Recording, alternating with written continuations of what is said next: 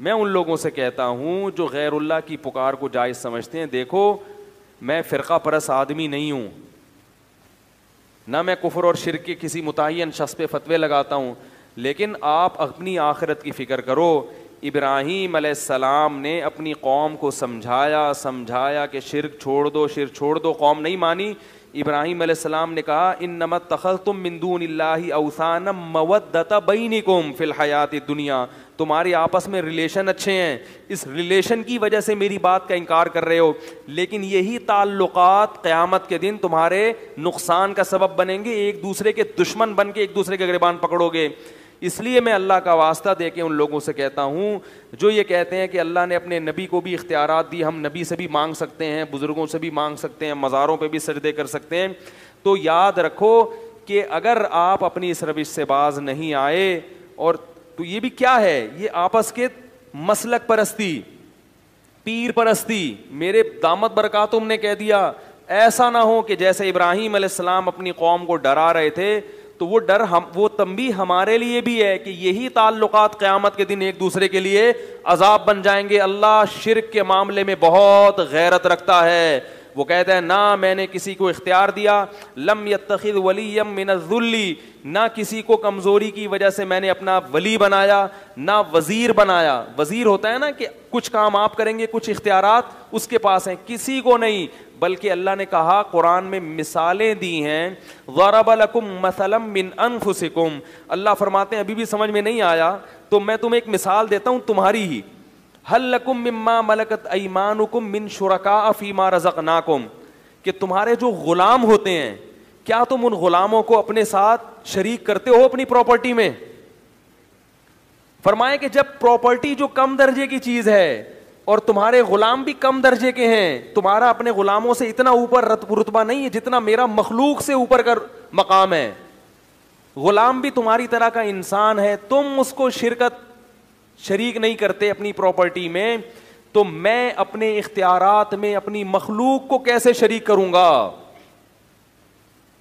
جبکہ مخلوق کا جو مقام ہے، دیکھو ہمارا جو غلام سے رشتہ ہوتا ہے تو غلام بھی انسان، ہم بھی کیا ہیں؟ انسان، تو اتنا کم درجے کا نہیں ہوتا ہم سے، لیکن مخلوق تمام کی تمام اس کا تو اللہ سے کوئی اس لحاظ سے رشتہ، جو یعنی جنس کے لحاظ سے تو کوئی رشتہ بنتا ہی نہیں ہے نا، وہ مخلوق ہے، وہ خالق ہے،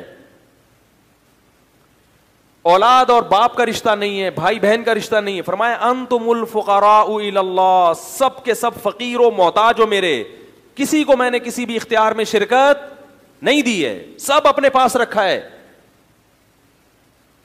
تو اس لیے بھائی یہ بہت خطرناک شرک ہے جو آپ کی قبر کو آگ سے بھر دے گا، آپ کی بخشش کی دعا کو حرام کر دے گا آپ کے والدین اولاد کے لیے، اولاد کو اجازت نہیں ہوگی کہ آپ کے لیے بخشش کی دعا مانگیں۔ اب بات سمجھ میں آئی کہ معجزہ الگ چیز ہے، اختیار دینا الگ چیز ہے۔ بالکل اس کی مثال ایسے ہے، بارش اللہ برساتا ہے، برسانے کا کام کس سے لیتا ہے؟ فرشتوں سے، کہتے ہیں بارش برسانے کا فرشتہ یہ فلاں، تو کام اللہ کسی سے بھی لے سکتا ہے، فرشتوں سے بھی، پیغمبروں سے بھی، اولیاء اللہ سے بھی، مگر اختیار کس کے پاس ہے؟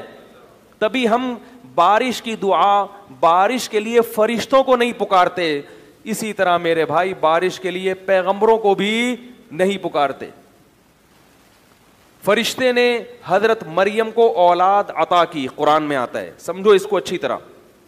جبریل آئے حضرت مریم کے پاس، مریم نے پوچھا کون ہو؟ فرمایا فرشتہ ہوں، انسان نہیں ہوں۔ کیوں آئے ہو؟ لِأَهَبَ لَكِ غُلَامًا زَكِيًّا، بیٹا دینے کے لیے آیا ہوں۔ تو کیا اللہ نے جبریل کو اختیار دے دیا کہ اولاد دیں؟ نہیں اختیار دیا، اللہ بیٹا دے رہے ہیں، پھونک کس کی استعمال ہو رہی ہے؟ بولو بھائی، جبریل کی۔ یہی وجہ ہے کہ جب بھی اولاد مانگی جاتی ہے کبھی بھی کسی فرشتے سے یا جبریل سے، بولو نا، نہیں مانگی جاتی۔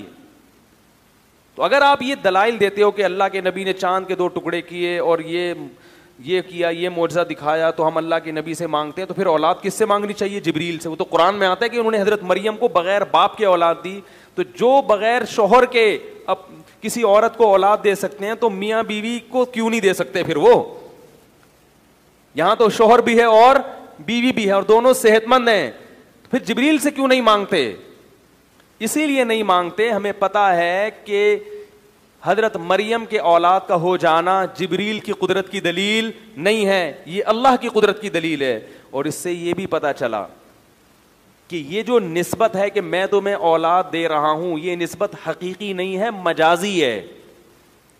بعض دفعہ کسی کے ہاتھ پہ جب کوئی کام ہوتا ہے تو نسبت اس شخص کی طرف کر دی جاتی ہے، کیونکہ بعض لوگ یہ بھی دلیل دیتے ہیں کہ دیکھو نبی نے کہا کہ میں یہ کرتا ہوں، میں یہ کرتا ہوں. حضرت عیسیٰ نے کہا ابریح الاکمہ، میں کوڑ کے مریضوں کو اور مادرزاد نابیناؤں کو میں شفا دیتا ہوں. تو اس سے پتہ چلتا ہے کہ حضرت عیسیٰ دے رہے ہیں نا، تو اللہ نے اختیار دیا، تبھی تو حضرت عیسیٰ کہہ رہے ہیں میں یہ کام کر رہا ہوں. اس کا جواب سمجھیں کہ بعض دفعہ ایسے ہوتا ہے، اس کو کہتے ہیں نسبت مجازی. دیکھو زبان میں نا مجاز بہت چلتا ہے. میں اس کے ایک مثال دیتا ہوں کہ آپ کیا کہتے ہیں میری گاڑی پنچر ہو گئی، حالانکہ گاڑی نہیں، گاڑی کا ٹائر پنچر، لیکن نسبت آپ نے گاڑی کی طرف کر دی سہولت کے لیے. آپ کہتے ہو یار اس دعوت میں فلاں بندہ 3 ڈشیں کھا گیا، حالانکہ ڈش کوئی کھا سکتا ہے، ڈش کے اندر جو چاول تھے وہ کھائے ہوتے ہیں، لیکن نسبت کس کی طرف کر دی؟ تو لغت میں، زبان میں، انگریزی ہو، اردو ہو، عربی ہو، سب میں یہ چلتا ہے کہ کرنی کسی اور کی طرف نسبت چاہیے تھی. اس کو مجاز کہتے ہیں. آپ کسی کو شیر کہتے ہیں تو مجازن نہیں ہے، حقیقت نہیں ہے، مجاز لے کے لگ رہا ہے دیکھنے میں شیر. حرکتیں کیسی ہیں؟ شیر جیسی. حرکتیں کتے جیسی ہوں تو لوگ پیار سے ایسے آدمی کو کیا کہتے ہیں؟ بولو نا، کتا کہتے ہیں.